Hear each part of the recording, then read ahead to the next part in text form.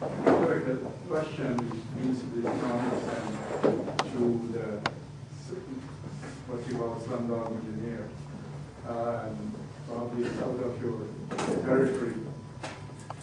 There's something called foreign currency regulation act, which allows remittances of money. And I've been fighting the politics and the bureaucracy for about 2 years to remit some money for higher education. We did some, we gave remit about 2 crores for 2 years. And we're trying to give some more money. But I'm still in the process of getting the final approval. I wonder if you can help in some way. Yeah, most certainly, if you can let me know, because the Foreign Currency Regulation Act no longer exists. It's been replaced by Foreign Exchange Management Act. So it's been liberalized, and it's far easier now than it was several years ago to transfer funds. No, it is the experience of, I can see you shaking your head, but that's the fact. Now, I don't know what exactly your issue is. And if you can send me an email or something, well, I'll be happy to have someone look into it. Be happy to have someone. I know it can be done. If I pay somebody 10,000 rupees, be done the next day. It's taking 2 years. I'm refused to do that. But so if you can let me know what the issue is, then I can help you. You have a question. Yes, Excellency, my question is related to the unevenness of the development and whether this has consequences on the social stability and the economic stability of India. It's a very similar problem in China. My point is that if 300 million people have essentially benefited from the reforms of the last 18 years, then is it also true that there are 600 million or more who have, and it is amongst these people that the disaffection is spreading, which is the root, if you like, of the Naxalite insurgency in certain states. Yeah, no, I think that's a very good question, and certainly, there is no attempt to brush these problems under the carpet, because this, in any developing country, when you open up the economy, these issues will come up. There will be some people who develop, who become, prosperous at a higher rate than the others. But I think it's undeniable that economic growth has brought about poverty alleviation. As I was saying, more people have come out of poverty in the last 18 years since we deregulated than in the previous 45. So there is a clear linkage. But I think we need to ensure that, and that's what the Prime Minister keeps talking about, more inclusive growth. It's something which, as you know, a large proportion of the Indian population lives in villages. So we need to take development there. And there are some encouraging signs there as well. Last few years, we find that, people in the villages are getting amenities. Problems like the Naxalite movement, yes, well, there will be always people who are willing to exploit social and economic issues. And the Naxalite problem has been there, but it is, it is in some parts of India it has reached alarming proportions, and we need to deal with those issues as well. So there is, I really don't have any clear-cut solutions to this, but we'll have to, address these issues. Any democratic government has to address this issue. I just want to point out that there is always tensions in democracy, but there is the input of the criminal element in the political leadership that is bothering many people. It's become more and more critical. What do you think? No, I share your view entirely.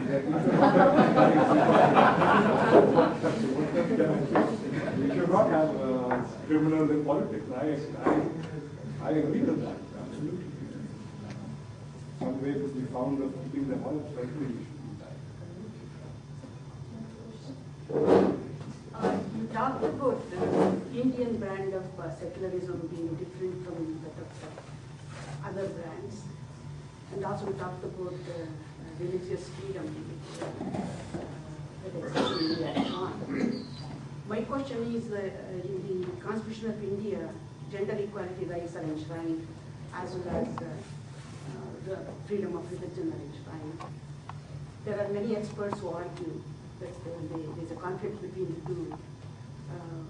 The religious rights trump gender equality rights. And from that point of view, my question is how these policies have impacted on women, and particularly I'm very concerned about the increase in female filicide and infanticide, and also bride burning and all those issues that are going on, and how that is related to the kinds of policy decisions that are being made.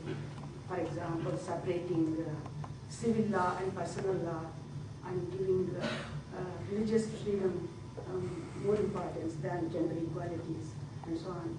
How it is playing itself out in India, and kinds of disturbing developments that are happening. And you did not refer to the gender issues at all in your talk, so I'm curious whether that is an important issue for your talk. Okay, the big question is, Yeah, no, is the it gender needs issues? I think it needs another full lecture. But 50% of India's population is No, are no, women. yes, no, I cannot dare to challenge that statement. No way. But it's a very you are. I know that you are referring to some of the one case about this, the Shah Banu case, perhaps, and the conflict between personal law and some of the things that as we should be doing as a democratic, secular, forward-looking nation. It's a very difficult. It's a very sensitive thing in India.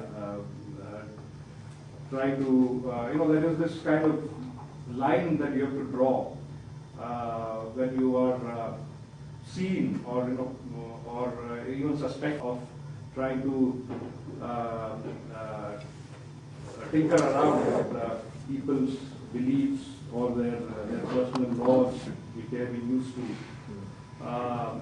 And at a personal level, yes, I think we should, there should be laws which guarantee women's rights, and they should override some of these personal law issues.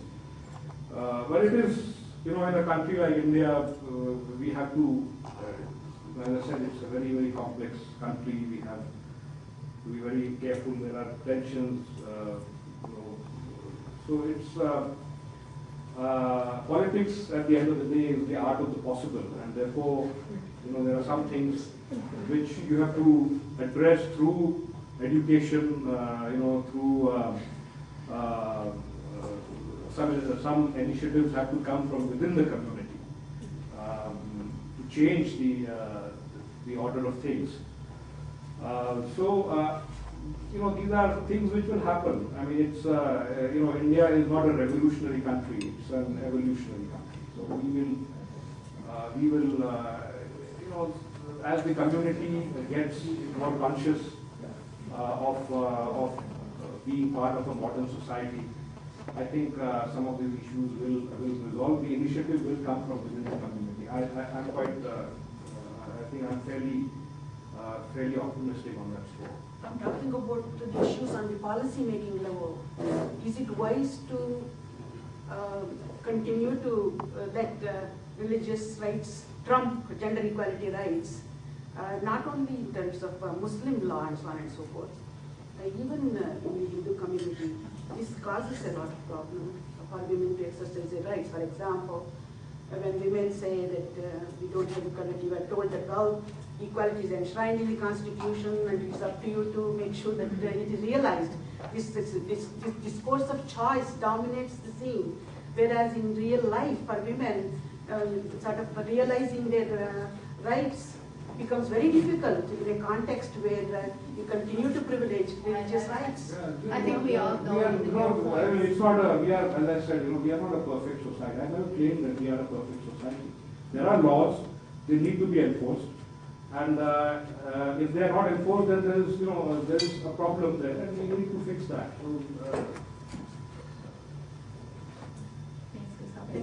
I just came back from India, and any society is maturing when they can look at themselves. And I saw 2 TV programs, and they are both dealing with women issues. And I think society is maturing, Yeah. and I just echo you, it'll take time, but it'll bring. So if you, 10 years ago, I don't think any TV program would have that kind of rating, which is totally dealing with women issues. So the grassroots efforts are being done. Maybe it will take time. Yeah,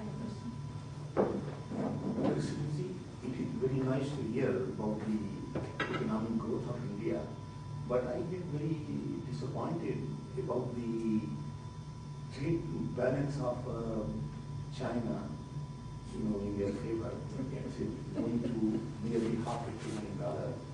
And in the beginning it was decided, India said that it will not do any business in the steel industry with China. And the Chinese seem to be forcing India to sell either port to them. I'm just wondering, what is going on, why there is so much of a trade deficit against India? No, India, is not a major trading nation. I mean, it's our exports, for instance, account for less than 20% of our GDP. And if we are talking about free trade and globalization, then we can't have both. We can't have it both ways. We can't say that okay, we have restrictions on one hand and we talk about globalization on the other. So these are things which it's not.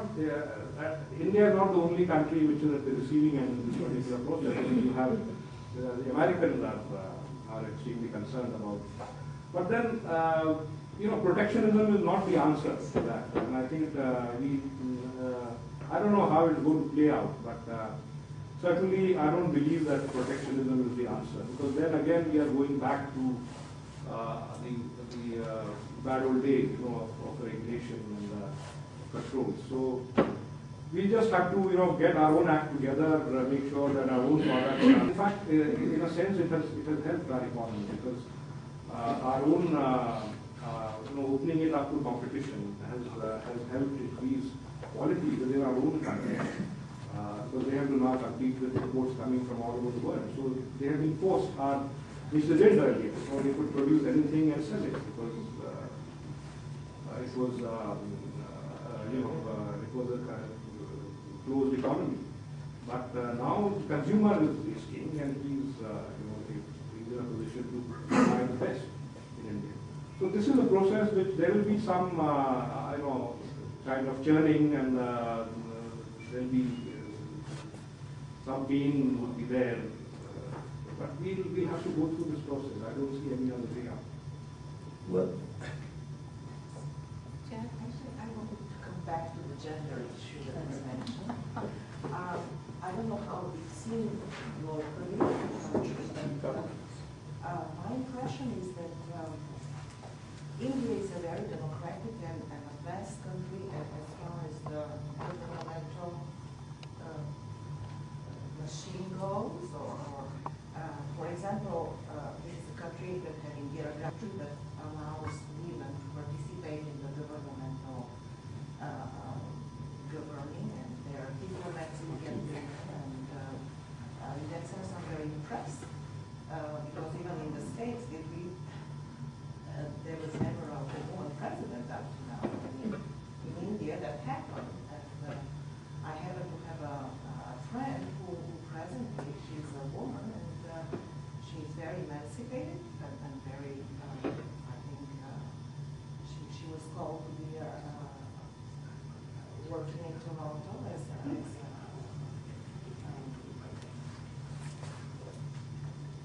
an officer, so I'm very impressed by that, And even though they're emancipated, I think when they have certain obligations, they get there. Well, thank you for that very generous remark. But I think these issues are there, as the lady mentioned. There are very major issues facing the implementation of. We have very good laws, but they need to be implemented properly. And I think that is a challenge before the government. Implementation of the laws and society itself has a responsibility. We can't just say that everything has to be done by them, because there has to be, you know, as you said, a lot of NGOs are involved. There is forward movement. But I think we still have a way to go before we can really get to a situation where we can say that there is true gender equality. And the government, there is a law which will already at the at levels lower than the state and the parliament levels, the local self-government which we have in India. There is 30% of seats have been reserved for the village, for instance, the village council and the district council. 30% of seats are reserved for women in order to empower them. The same thing is now going to be done for parliament and for the state legislatures. So I think that will be another step forward in the empowerment of women.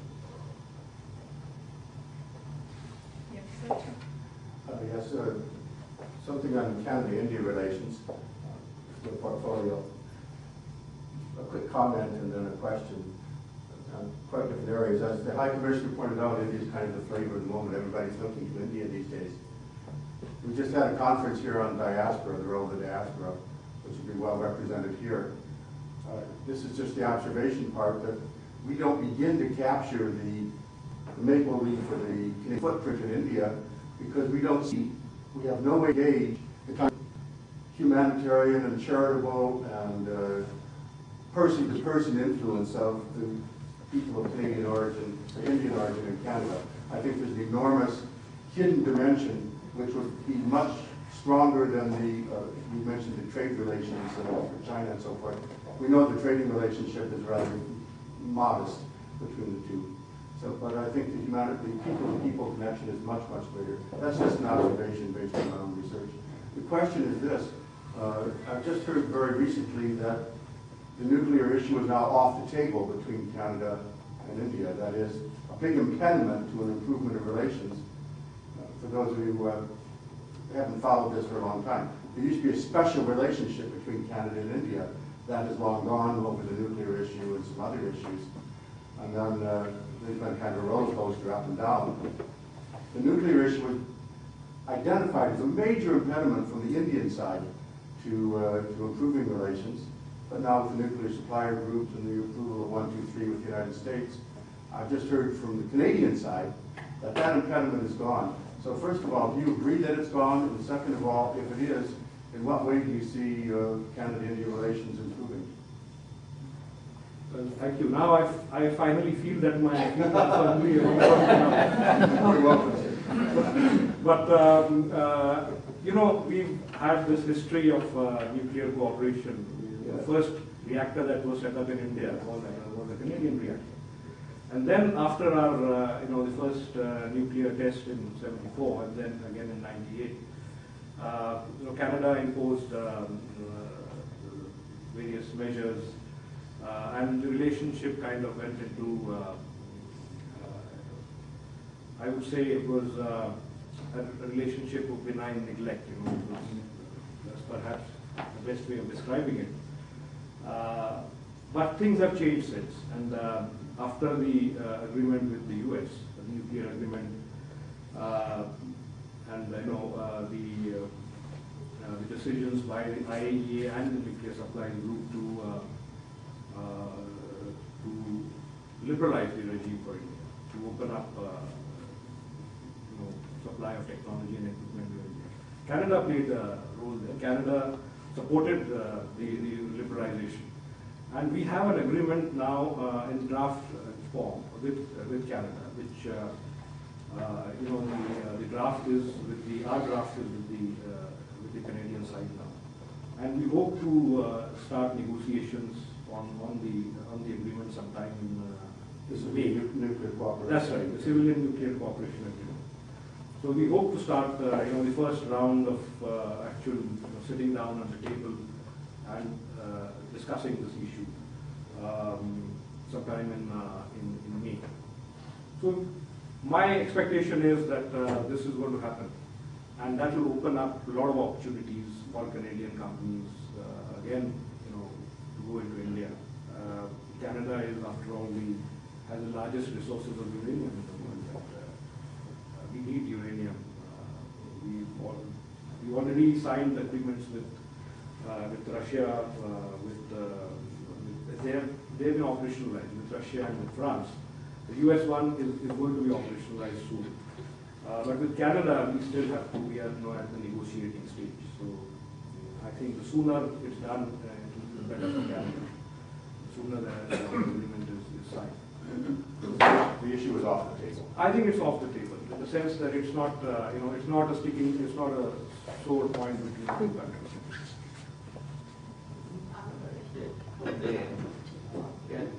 You don't have to answer this question, but Thank you. because but I have to put it anyway.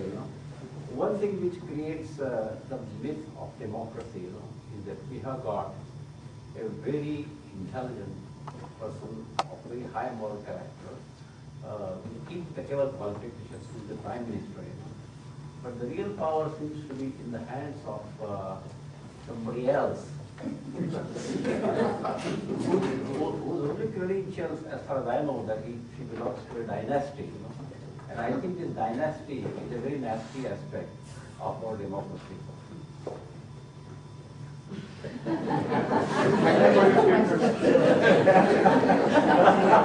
But you gave me the option of not answering it.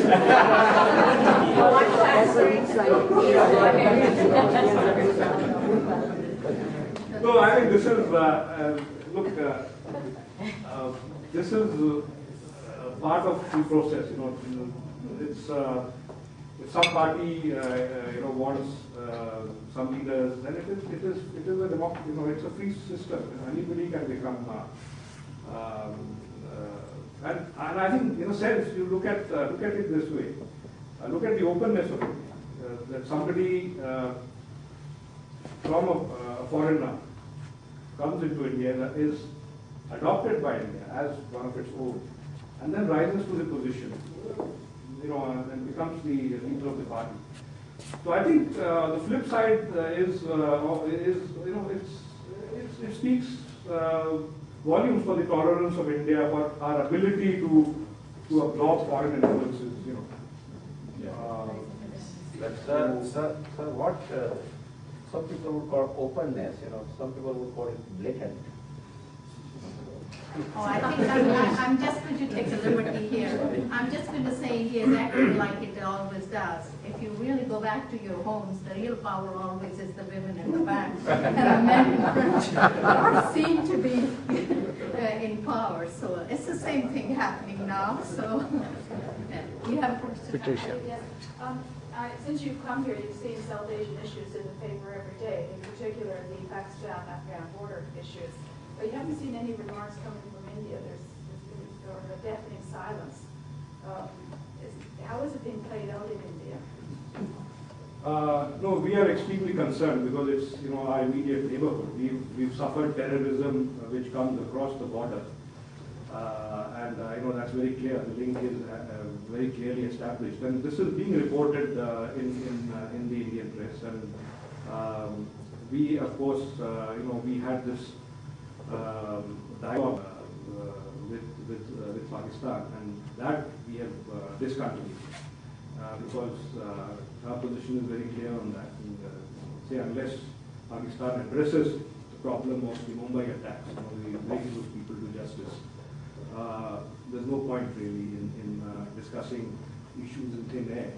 This is a major issue for us, and therefore the dialogue process has now come to a halt.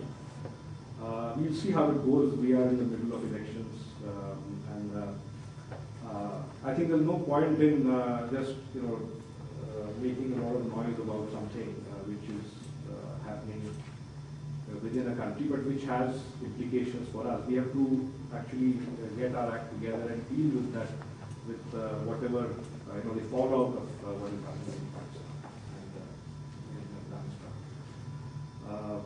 But it is, it's a source of great concern for us because we are affected more than anybody else. We are affected. The point I was making is that you don't hear anything of that, though. There's a deafening silence on India's level of concern about what increasingly is catching the news here about Pakistan? No, it's not silence. I mean, it is being articulated when we talk to the Canadians or when we talk to the Americans. We articulate our concern. This is being done, but it is not as if people are, going and standing out there and making pronouncements. And of course, part of the problem also is that we have the elections going on. People are really preoccupied with the elections. But once a new government is in position, I think there will be more. Of course, things are happening. It's not as if we have abdicated our responsibility over that particular score. But it's just not being articulated that much in public because the media is again more focused on the elections.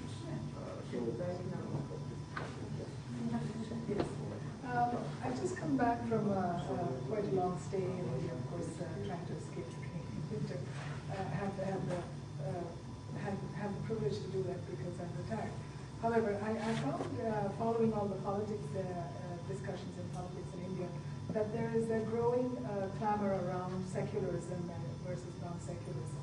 And I want to know, and there seems to be a disaffection amongst the middle classes with secularism. I got an email recently saying, would you respond to this discussion involving secularism versus non-secularism? I want to know what kinds of forces are feeding this discussion. I think secularism is something which is accepted. I mean, there might be some people who might call it pseudo-secularism. That is a term which has been used. That this is pseudo-secularism. So even when you had a right-wing government, a so-called nationalist party in power before the current one, they did not, jettison the idea of secularism. The BJP led government. They did not, they also said that we are also secular. But they probably have some, then some of them said, this is the secularism that is being practiced by this particular government is pseudo-secularism. So I don't think there is a conflict per se about within the major, mainstream parties about secularism. But there are, of course, elements who would like to see India, not being a secular country or, being a Hindu country, because that again I find rather strange because Hinduism itself is not a monolithic religion. There are so many streams within the religion. So that is a debate which will go on, but I think, as I said, even when the right-wing BJP or the Hindu national, so-called Hindu nationalist party, BJP was in power, they never even attempted to overthrow or to make an amendment, bring an amendment, or even talk about it, to do in the secular. Because I think people understand, thinking people in India today know that is one of the things that keeps India together. Democracy, secularism. One of the main, it kind of weaves lines in India. So it's a very important part of our being. I think people, irrespective of their political inclinations, do understand that. Perhaps a simple question. During your talk, you mentioned you were inspired by a real story of someone who went from rags to riches. I wish I could tell you his name because I remember the guy in Slumdog Millionaire. His name was Jamal or something. But I don't remember this guy's name. I saw this program on TV. It was on, he was featured, this particular individual was featured on TV.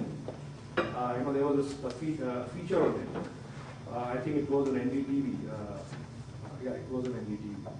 And then, to my shame, I don't remember the guy's name, whereas I do remember the name of this entirely fictitious person.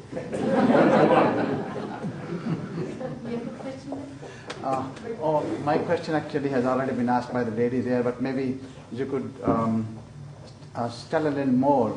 You said that India is concerned about what's happening on the western border. Could you expand a little, what will be the implications in a situation where Taliban do take over power in Pakistan? What are the implications? God forbid, but if they do take over, what are the implications for India, and what kind of planning India is doing to face that situation? Well, if the Taliban do take over Pakistan, it's not going to be a problem for India alone. It's going to be a problem for everybody. And I shudder to think the possible scenarios, because there could be 5 scenarios, and all of them would be worst case scenarios. So I really, it's going to be. I think the Americans are extremely concerned about this, and I think Secretary Clinton did speak about it at great length a couple of days ago. So it's, we have to, of course, do whatever we can to protect our national interests and secure our borders and really, see how we can cope with the situation, because it is something which is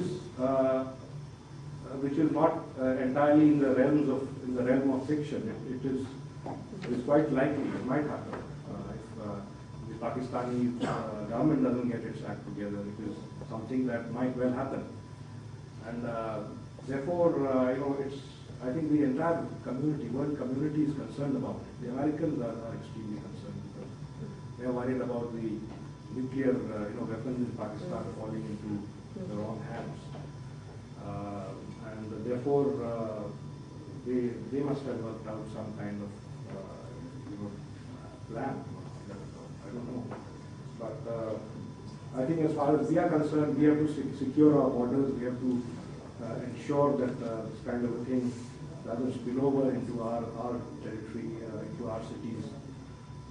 So we really, it's, in a sense, it's a very, very difficult thing, a difficult scenario. We have to really do our best. I have a close association with Pakistan, so I live here.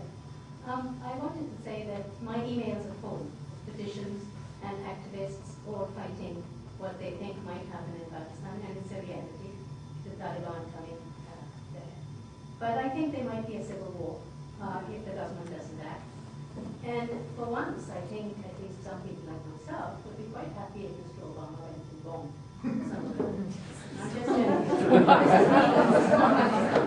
Who's talking about empowerment of women?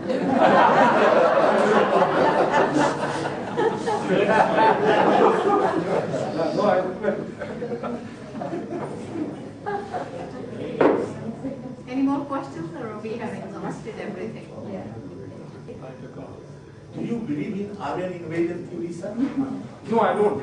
I didn't mention it in the beginning. I think it has been. You believe 100%? No, I don't believe in the Aryan. I mean, it was taught to me in school. I don't think, because I think there are few things which have happened, development. We have found one of the reasons why this Aryan invasion theory was propounded was that they said there were no horses in India, and the horses, they came from outside, and therefore the Aryans brought them in from outside. But the fact is that they have now found some bones which were 7,000-8,000-year-old horse bones in the extension of the Indus Valley civilization, which extends into parts of India, up north, right through to Bihar and into Gujarat from this side. So they have found actually horses, that horses existed in India, 7,000-8,000. So one of the major basis for this particular theory has been is not there. So the government should revise the curriculum of history. And because we are given wrong notion when we are very young. Yeah, no, that was when we started. I think it must be in the process of. I don't know what is being taught these days. I don't know, but this is what I was taught. The Aryans came 4,000 years ago. The Aryans. But I mean, of course, you don't really know what happened at the end of the day because there's nothing recorded. It's all circumstantial. South Indian people, I prefer in South. I noticed that they appear to be more in favor of our Aryan invasion theory than the North. That's what I concluded by my conversation. I don't know, maybe the ICFC could have an event focusing on that. I think you really stressed the point why we need ICFC, because we are learning. We are here for 40 years and new things are developing in India and we are learning about that. It's my privilege to thank His Excellency for such a informative as well as dementing some of the myths we have carried here and perpetuate. And you all for participating so wholeheartedly and making it lively. And here is a small token about Canada.